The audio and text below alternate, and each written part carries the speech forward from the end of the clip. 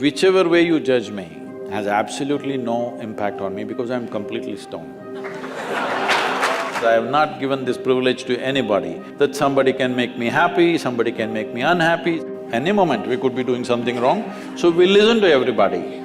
But what they say will not determine how I am.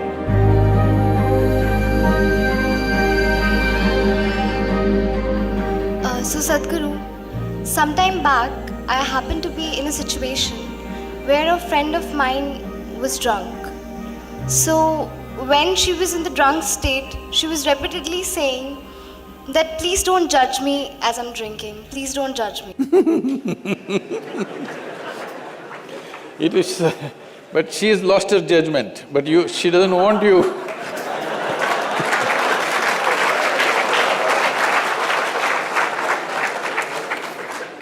So my question is, whether it is alcohol or not, in life, why are we so apprehensive about being judged by others? And how can we not let this come on our way of being happy?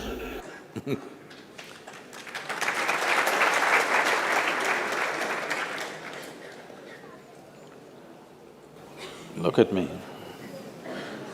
See, I'm always stoned.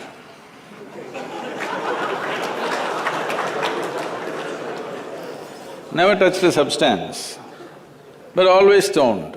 You can judge me whichever way you want.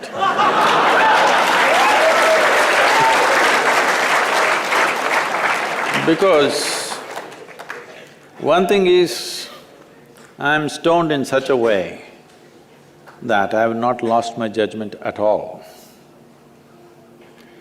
And at the same time, whichever way you judge me has absolutely no impact on me because I'm completely stoned.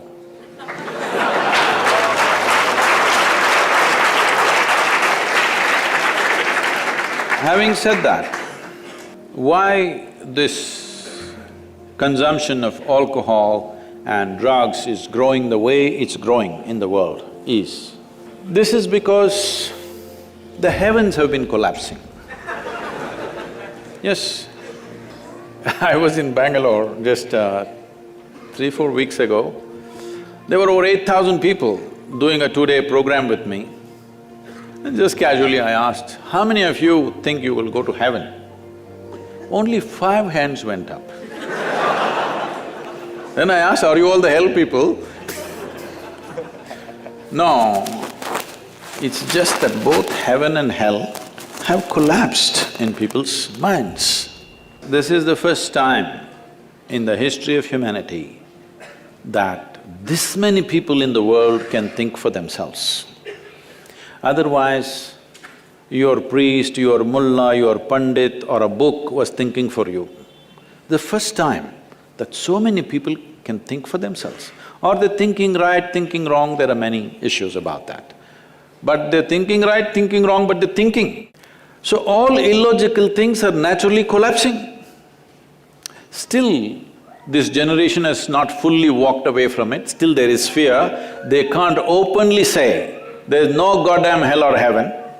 They're still fearful about it, but they're trying to make a little heaven for themselves here.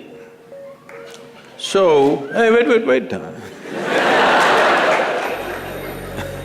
So naturally, when they're not able to do it for themselves out of their own intelligence, they will fall back on chemicals.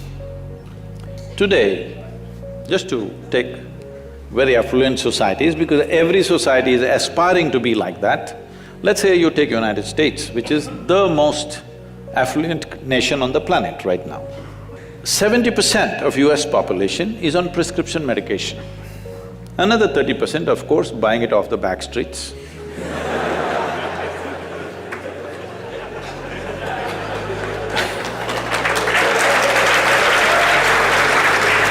Most affluent nation, obviously affluence is not working. To be healthful, you need chemicals. To be joyful, you need chemicals. To be peaceful, you need chemicals. To be ecstatic, of course, that is ecstasy. So, I'm not even looking at it morally. It's never a moral issue for me. If 90% of this population right now is on chemicals, believe me, the next generation that we produce will be a generation which is much less than us. If we produce a next generation less than ourselves, we have committed a crime against humanity, because the next generation must be at least one step ahead of us, otherwise we've lost it. We've lost the entire process of civilization when we produce a next generation which is actually less than us. So, we are heading towards this rapidly unless we teach individual human beings how to simply sit here and be blissed out. Stoned enough or no? Just look at me. But am I conscious enough, alert enough, clear enough? If there was a way to intoxicate yourself without losing your judgment, without losing your awareness, without losing your intelligence, it's a great thing. Intoxication is a fantastic thing. Only problem is, it takes away your judgment, it takes away your intelligence, incapacitates you. That is the problem, isn't it? Is it true? Ask anybody, you're not in the medical sciences, but ask anybody, is it true that this body here is the greatest chemical factory in the universe right now? The universe that we know at least? Only problem is you're a lousy manager.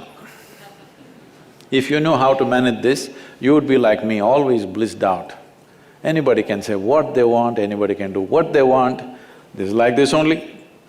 Because I have not given this privilege to anybody, that somebody can make me happy, somebody can make me unhappy, somebody can make me miserable.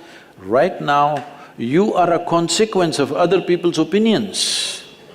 Where do you plan to go like this? Anybody can ruin you. You went outside, somebody told you, Shreya, you are the most wonderful human being we have seen.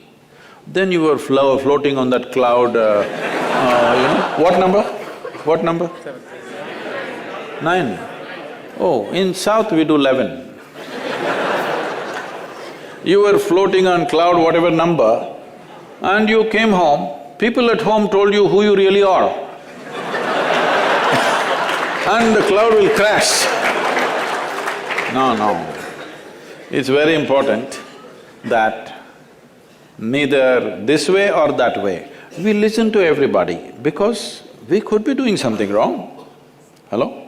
Any moment we could be doing something wrong, so we listen to everybody. But what they say will not determine how I am. Never, ever. This you must fix and you must tell your friend when she's not drunk.